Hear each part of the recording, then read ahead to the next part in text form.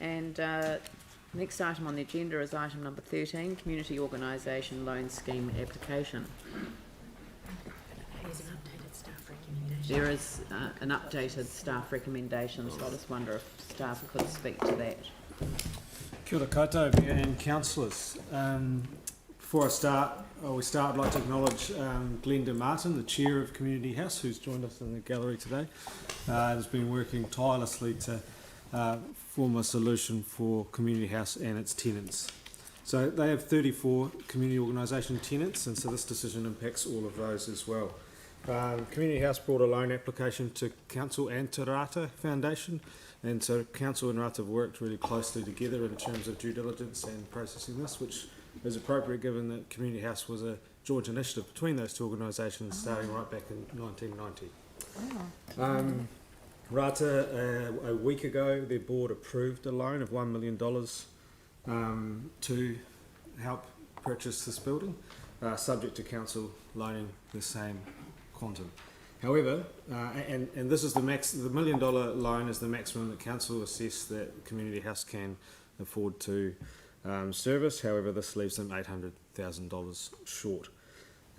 So staff have worked really closely to find a workable solution with Community House, and then following the Community House's presentation to the long-term plan, their submission, council suggested we look at other options, including the purchase of the building.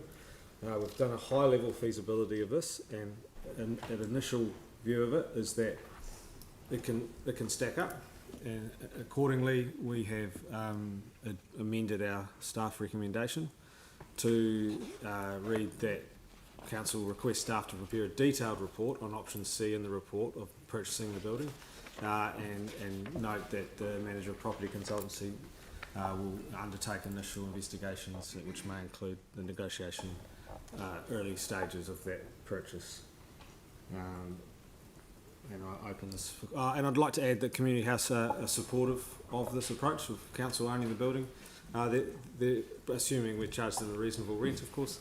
Their primary concern with the current situation and the tenancy they're in, I mean, it's a really expensive rent, but a big concern of that is that it's going to offshore ownership, and a lot of the funds for the rent from their tenants and themselves comes through grant money, and so that feeling that money's going offshore doesn't seem right. So for council to purchase it and own this asset for the community sector in the central city is considered favourable. So, just in terms of the reporting back, I just wonder whether it says request to prepare a detailed report for council or finance and performance, and that leaves the option open for either the council or the finance and committee to receive the report. Is that all right? Of course. Yeah, because that just gives us more than one option in terms of the time frame, depending on where you get to. Yeah, and the likely time frame will be a bit longer than we initially thought, because we'll be starting a sale and purchase process and 20 working days and all of those. So we're a bit bound by some stuff. Yeah. So you're unlikely to hear back from us probably within 6 weeks would be where we were aiming. Okay. So whatever that lines up with, that's where we'll be going for. Yes. Okay. Questions, Tim? Yeah, look, I know we've talked about Rolleston House, but and it was shown around, and it wasn't ideal.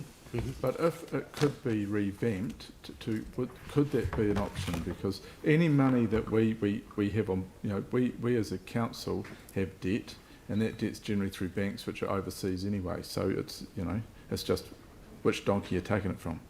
So, we will start the conversation again around Rolleston House. Having looked at it first, we'll go back because any money that goes out, there are other organisations that aren't, but that money's not available to. So it's just if we can do it cheaper, or we'll have that conversation.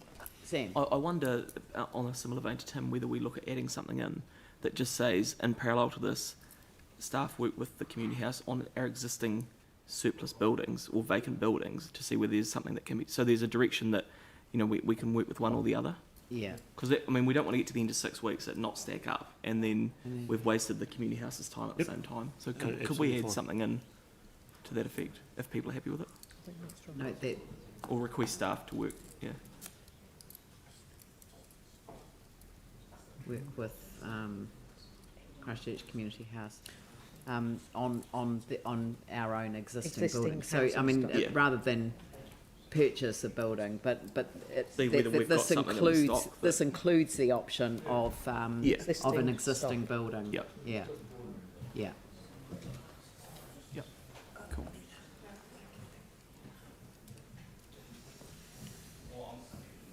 Yeah. Sam, seconded Tim. Any discussion? Yanni? The process of adding a note, can we also add a note that the Christchurch Community House was a key project in the council's draft Central City Plan, because there is actually there was a commitment given under that process around this facility. So, which document are you referring to? In the Share an Idea, the Central City Plan that the council The one developed. that the government rewrote with the blueprint? No. No, well, there's no need for noting that. The fact that councillors are agreeing to go down this path demonstrates the significance of Community House and its role with 34 organisations in the city. I think that's a powerful demonstration of this council's decision rather than going back into the past. Right, and I just wonder, I guess it's really a question for staff in terms of conversations with RATA and possibly other central government funders, whether that can take place as, I mean, that will obviously have to take place as well. So we meet with these funders regularly, and we'll be talking to them about this and looking at how they can partner, things like fit out and other costs. Absolutely, that's part of business as usual for us. And the RATA loan, obviously. I spoke with RATA this morning, and they were really pleased that council might look at this.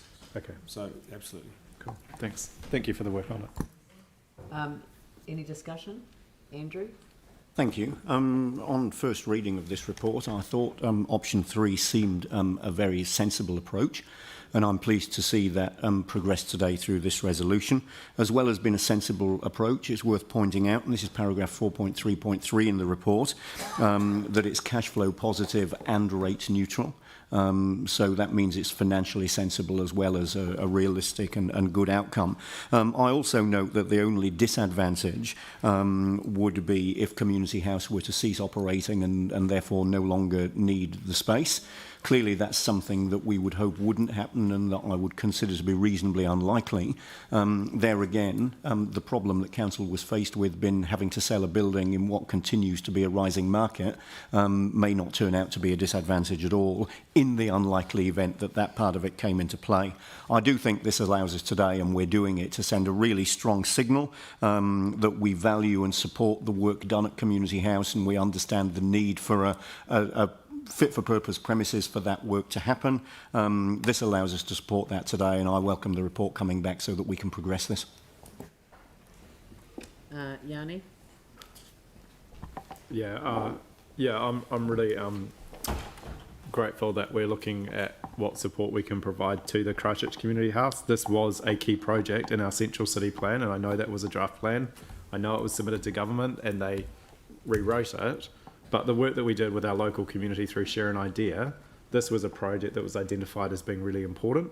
And I think what's good to recognise is that, you know, there's been significant support put into many other sectors in our city post-earthquake, but the community sector within the central city has, I think, you know, lacked the support required when we know, and again in the council's own draft central city plan, we know that the most vulnerable in our society were the ones that faced the biggest impact of the earthquake, of a natural disaster. So that is more true today than ever before in my view, especially with the COVID-19 response. And we've seen an extraordinary amount of recognition of community wellbeing in terms of what's happening with the COVID-19 pandemic. So I think, you know, supporting Community House to remain in the central city, to work with the people that need it, is a really positive way forward. And I do believe that there should be a lot of solutions to finding the funding that's required, noting that council actually has in the past given out about $200,000 a year to Community House to operate. So the idea of looking at becoming more sustainable by acquiring a purpose or a building that suits the purpose and looking at creative ways of funding that, I think is long overdue, but it's certainly welcome today, and I look forward to getting the report back. Sam and Melanie? Yeah, just really quickly, I mean, I agree with this approach of going away and getting a lot more information, but let's be very, very clear. This isn't us signing up today to buy a house for Community House to operate from. This is to go away and look at whether it stacks up financially. So there's maintenance, there's there's general maintenance, there's the rates, there's the insurance, and a whole range of costs that will be associated. And so I think the thing that will need to come from this, and I'll be really interested to see, is how that stacks up versus us still contributing on an annual basis to them to lease someone else's building. So I just wouldn't want to send a signal today that we're going down this path of buying a building for them, carte blanche, where it's just going to happen. It needs to stack up, and we need to really balance what we're already giving them with what this may look like. So it needs to be really financially sensible. Yeah. Melanie?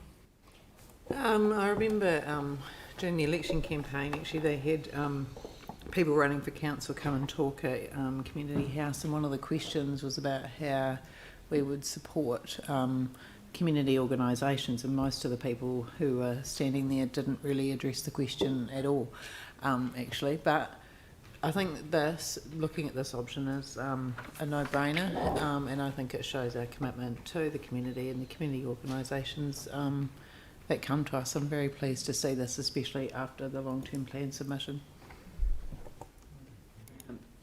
James. And Thanks. then Just really quickly on this to explain my vote on. I'm going to abstain from this. Obviously, I've come back partway through the item being considered, but read the paper, understood the paper, was pretty comfortable with where the original staff recommendation was. I see that we've got a slightly different resolution up there, and it's essentially to ask for staff to go away and do a bit more work on it and come back.